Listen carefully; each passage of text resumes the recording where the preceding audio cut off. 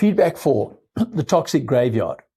In the same way that when you kill off algae, the biomass doesn't vanish, it sinks into the sediment and accumulates.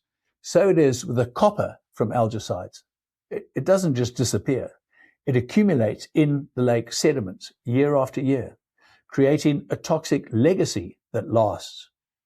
There are documented cases where this copper accumulation has become so severe that homeowners who wanted to dredge their coves to restore boat access were denied permits because the copper levels in the muck were too high for safe disposal.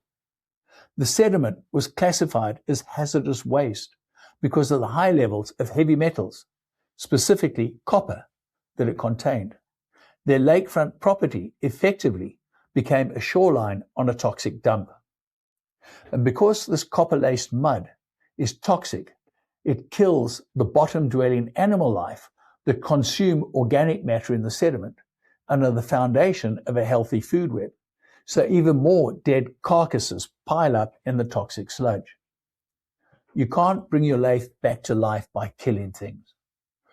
More algaecide, more copper in the sediment, more death and destruction, more resistant supercyanobacteria in your lake, more algaecide. To discover all 6 of the powerful feedback loops that make algaecide treatments in a lake backfire over the long term and increase the risk of toxic cyanobacteria HABs, click the thumbnail to watch the full video.